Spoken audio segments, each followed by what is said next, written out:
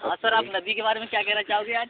जैसा कि हमने कल कहा था कि हम इसे पूरे 25 मिनट में पार कर देंगे और हमारा शक बिल्कुल साबित सही हुआ है। हमने पूरे 26 मिनट 30 सेकंड में नदी पार की है।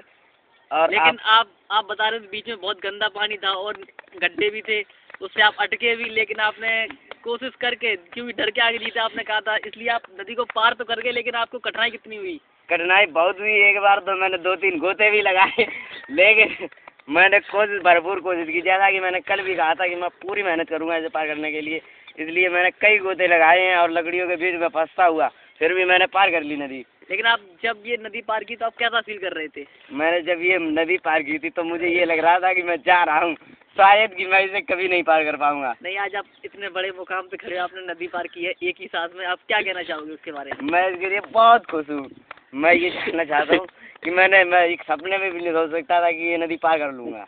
सत्यम जी, हमारे दर्शकों को ये बताइए कि इस नदी को पार करने के बाद आपको कैसा लगा? हमें इस नदी के पार करने के बाद बहुत खुशी हुई। जैसा कि आप जानते हैं, मैं अपने दिल को तसल्ली हो बैठा था। और लोग कहते हैं यहाँ पे इधर बहुत गड्ढे भी हैं, सोता वोता खुलता है, वो उसके बारे में क्या कहना चाहोगे आप? जैसा कि यहाँ पर सोते होते खेलते हैं, जैसे कि वो तो भगवान की शुक्र है जो मैं उस चक्री के बीच में नहीं आया। अगर आ जाता शायद कि मैं उससे बाहर निकल पाता। चक्री लगभग कितनी अंदर फुट कितनी फीट गहरी होगी? लगभग 70-80 फीट।